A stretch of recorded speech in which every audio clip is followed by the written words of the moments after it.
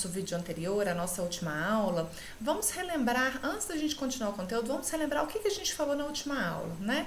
No vídeo anterior, a gente relembrou alguns conceitos sobre o restauro e vimos também como se deu a prática do restauro e da conservação durante cada uma das épocas da história da civilização, né? Desde a Idade Antiga até os dias atuais. Vimos também que na antiguidade já havia uma preocupação com a conservação dos edifícios, onde Alexandre Severo, que foi o imperador do Império Romano, determinou a aplicação de multas a quem comprasse um imóvel com o objetivo de destruí-lo, né? E ainda na Idade Antiga, o Império Romano ele criou um código de posturas que visava a conservação da imagem da cidade, né? Na Idade Média, não houve uma preocupação relevante com o restauro.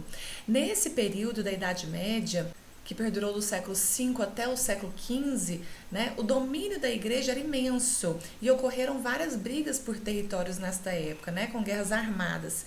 E isso impediu a disseminação das artes e a preocupação com a conservação da arquitetura e dos bens históricos, né?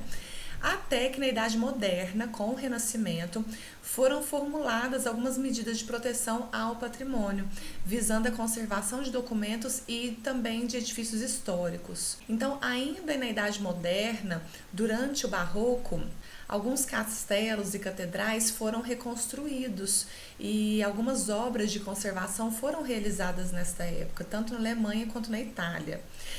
Nesta época, alguns edifícios chegaram, inclusive, a ser descaracterizados com a adição de adornos que não pertenciam a eles. Então, não havia aquela importância sobre a preservação intacta do bem histórico, né? Eram acrescidos a esses bens históricos alguns adornos que não pertenciam a ele. E vale lembrar que nesta época haviam duas vertentes de pensamento, duas linhas de pensamento distintas acerca do restauro. Havia o pensamento de John Ruskin, que era mais conservacionista, e por outro lado havia o pensamento do Viollet-le-Duc, que defendia um restauro mais estilista.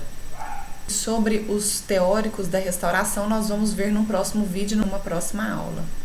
Durante a Revolução Francesa, devido aos conflitos armados, né, e a muitas destruições dos edifícios, foi criado um decreto considerando como propriedade pública todas as obras de importância histórica.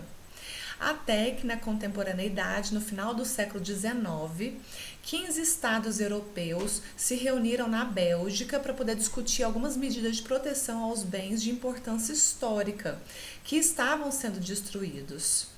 Posteriormente a esta conferência foi realizada então a Convenção de Haia para dar continuidade sobre as tomadas de decisões em relação à proteção dos bens históricos. Uma informação importante é que a partir da década de 30 começaram a ser elaboradas as cartas patrimoniais. Então, em 1931 foi criada a primeira carta patrimonial, que foi chamada de Carta de Atenas, e ela foi criada pelo Escritório Internacional de Museus da Sociedade das Nações, dirigidas por delegados da França, da Itália, da Grécia, da Espanha, da Noruega e da Inglaterra, com mais de 100 apresentações de especialistas e representantes de mais de 20 países.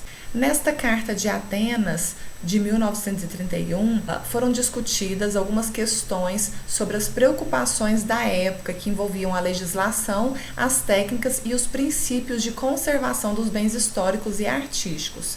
Então, nesse sentido, o documento da Carta de Atenas de 1931 mostrou a necessidade tanto organizacional quanto política para descrições em relação à preservação do patrimônio histórico. E em 1933 foi elaborada uma nova Carta de Atenas envolvendo questões não exclusivamente sobre o patrimônio histórico, mas envolvendo questões urbanísticas, né, questões essenciais acerca do urbanismo. Um dos profissionais que estavam nas discussões acerca das descrições da Carta de Atenas de 1933 foi o famoso Le Corbusier. O objetivo da Carta de Atenas de 1933 foi transformar as cidades em cidades funcionais onde foi debatido o tema urbanismo racionalista, levando em pauta o planejamento regional, a infraestrutura, a utilização do zoneamento, que hoje se utiliza muito nos planos diretores,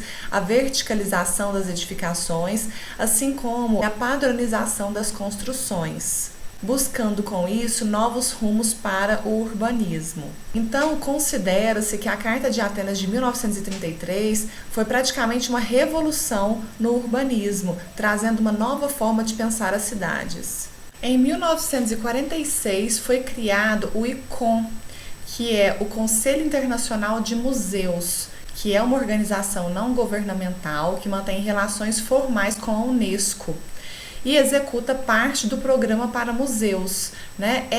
Este conselho, ele tem um status consultivo no Conselho Econômico e Social da ONU, então é um conselho extremamente relevante. Este conselho, ele tem mais de 30 mil membros, provenientes de 137 países, que participam de atividades nacionais, regionais e internacionais promovidas por essa organização. Essas atividades, elas são oficinas, publicações, programas de formação, intercâmbio e de promoção de museus. Então, é um conselho de extrema relevância a nível mundial, né, acerca da preservação do patrimônio histórico e cultural.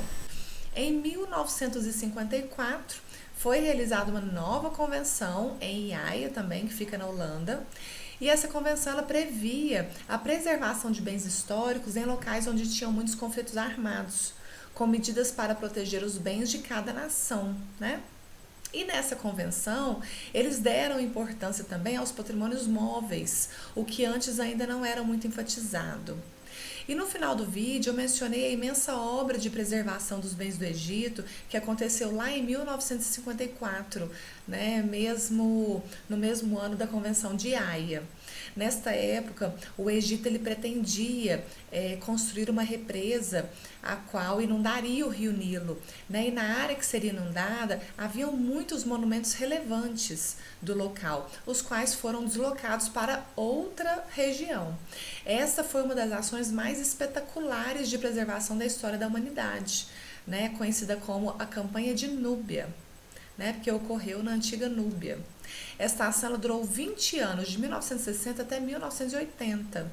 Né? E esta campanha de Núbia, ela influenciou uma nova convenção de proteção ao patrimônio que aconteceu em 1972, chamada de Convenção de 1972. Uma contribuição muito relevante em relação a todas essas convenções, a todos os textos que foram resultados dessas convenções, as quais eu apresentei no vídeo anterior, foi que recentemente, a partir de 2004, a Unesco ela começou a processar, né, e junto com o poder público a recriminar alguns oficiais e pessoas relevantes que foram fundamentais na destruição de bens históricos. Então, esses textos desses eventos, os quais eu mencionei, eles foram extremamente fundamentais para a condenação de pessoas que foram responsáveis pela destruição de vários bens históricos em determinadas regiões onde há ainda conflitos armados, né, por disputas de territórios. Em relação às cartas patrimoniais e aos demais documentos, né, aos demais instrumentos acerca do patrimônio histórico, eu vou destinar um vídeo somente para a gente poder discutir este assunto, ok?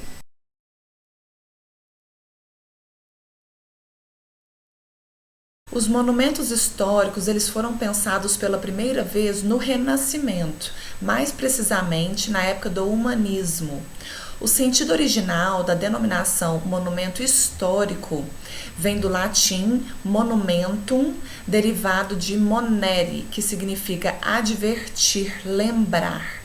E um documento importante que registrou o significado de algumas terminologias, como monumentos, conjuntos e sítios, foi a Convenção de 1972, já mencionada aqui nesse vídeo, também no vídeo anterior, onde menciona-se que, para fins da presente convenção, são considerados como patrimônio cultural os monumentos, que são as obras arquiteturais, de escultura ou de pintura monumentais, os conjuntos, que são os grupos de construções isolados ou reunidos em razão de sua arquitetura, e os sítios, que são as obras do homem ou obras compostas pelo homem e a natureza.